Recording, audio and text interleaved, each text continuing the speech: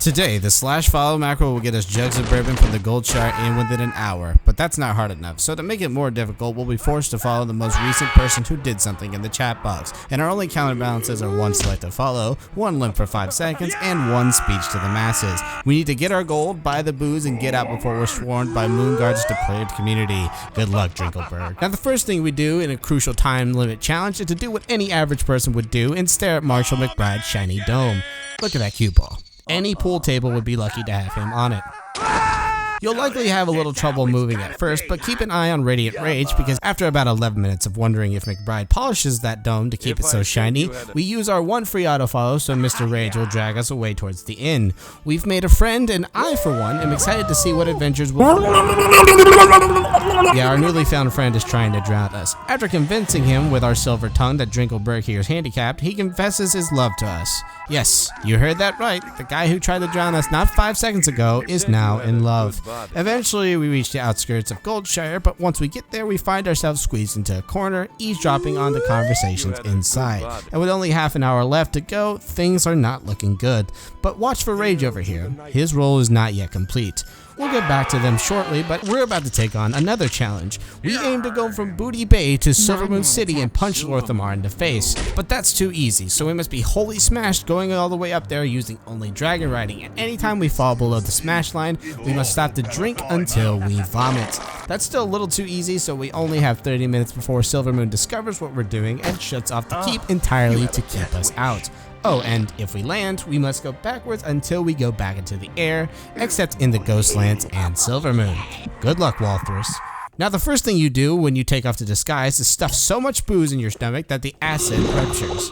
I promise this is part of the flight experience. Riding a dragon isn't a simple task once this happens, as you'll often find yourself dive bombing into nearby water and repeating the drowning scene with Drinkleberg. Don't expect this to be a one-time thing either. So we plan to go around most of the mainland and then cut into the portal to Ghostlands, because if you dive bomb into a tree, you might get stuck in the forest and woodland areas. But we didn't account for how much swimming our elven friend loves to take, and the fatigue bar at the top wants to see him get massacred. So eventually you'll roll around and meander your way to the 15-minute mark and end up creeping on some bridge in Gilneas, which is still about less than halfway from giving Lagerhans a punch job. We'll come back to him a little later. Now that we've established 2 drinking games, it's apparent that we'll have our work cut out for us if we want to make our Pandaran ancestors proud. After all, pandas are the first mammals to have touched down on the earth. Take it from Drinkleberg, after all. He's the lore master. Now, where were we? Ah, yes, the corner. This person has been staring at me for like it's been almost 20 minutes. Now, this guy, Radiant Rage, has been all but curious of our decisions since we smooth-talked him from committing murder about 10 minutes ago. However, he slowly started figuring out how to trigger Drinkleberg to follow him by saying or doing something in the chat. And once he ultimately figured that part out, well... No. Rage! Rage! Oh, no, you fucked. Rage, you standing around me for 45 minutes. I didn't know what to do, and then all of a sudden you're taking me to Stormwind City. He took me into Stormwind City, where he used the word muffins to push us away from our objective. This challenge went from Drinkle Needs a Drink to Drinkle and Rage SVU. These are their stories.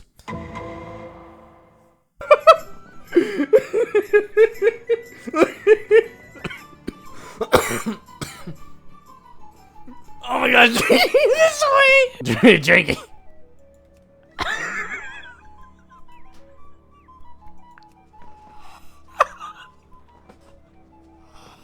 This is my friend, he likes you. That ain't no friend, that's a bot. And he also has a following people problem. Yep, that's a lot more accurate. Praise alone. He found me. He found me.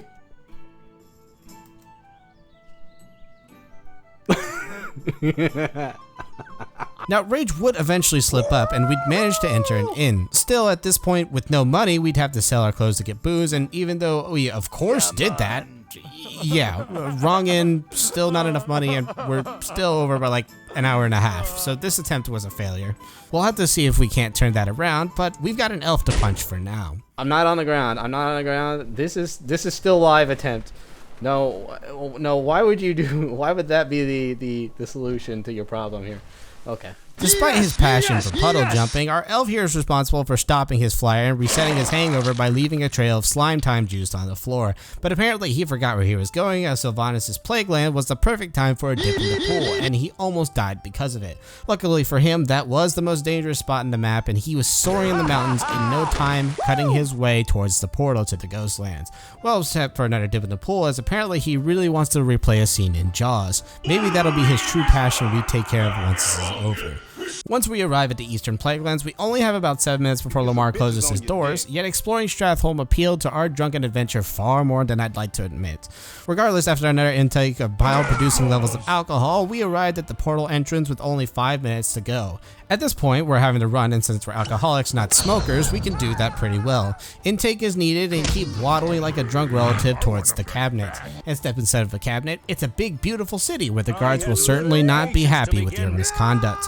We arrived at 29 minutes and 35 seconds, and with only 25 seconds to spare, well, I'll go ahead and let it play out. Say hi to Lorthamar. He's my friend. Let me get these guys off me. Come on, 5 minutes, 10 seconds. That's crazy, dude. That is crazy. That is actually insane how close I got, though. So, with only 2 districts of Silvermoon left in our bounds, we flopped on this attempt and had to accept that Lariat, at least for today, was safe. Now, I wouldn't call myself a challenge YouTuber if I gave up after 1 attempt, especially since at least one of these challenges was a close shot to success. We could make it happen if I changed the strategies and gave it another honest retry. So, let's subscribe to do just that.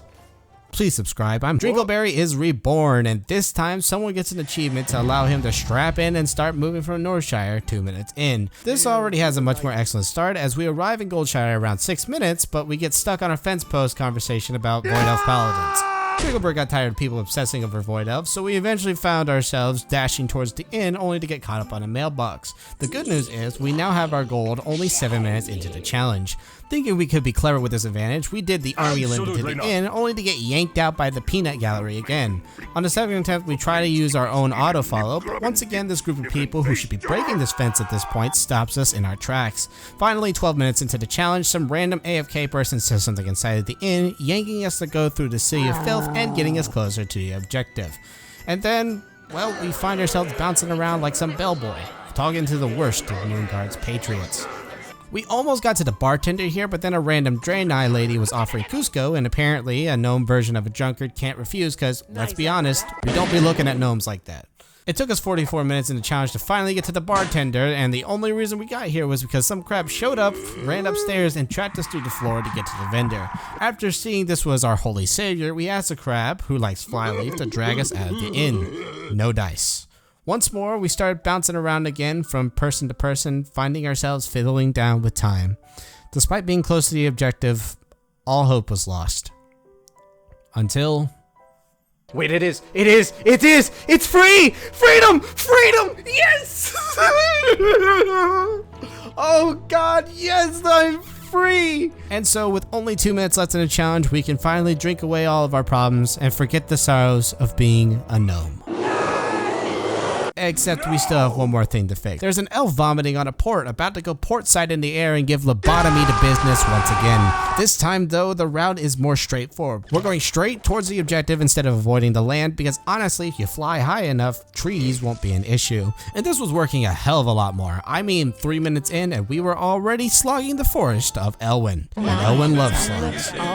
We did have a little hiccup in the burning steps because, let's face it, you'll still be doing dive bombs while trying to get your momentum going, but it's okay. Just go ahead and get as drunk as you can in the middle of an airfield and play chicken with some of the planes. Eventually, you'll float over the fields in 6 minutes to get to the wetlands. And drunks love wetlands. Now, if you notice you have too much control, try to get into the farmer's backyard and rev up on some more booze. The vomit will be a nice fertilizer for later. Then do the Dougie in the air and wobble your way over to the portal that leads you over to the Ghostlands. With this perfect route and a good old-fashioned kick the can for your liver to deal with later, you should arrive at the portal nearly 10 minutes in. And honestly, it wouldn't be an entrance if you didn't show off your rocket, so insert that thing straight into Silvermoon's entrance, try not to get the whiskey days as you teeter into it, and eventually... Use the cocoon. Where's Lorthamar? This one. It's this one. Give him a punch. Yes! I gave him a punch! I win! And that's the story of how two drunks in entirely different circumstances found themselves a space in heaven. Because they're both dead. Clearly this isn't something you should attempt at home, so please don't.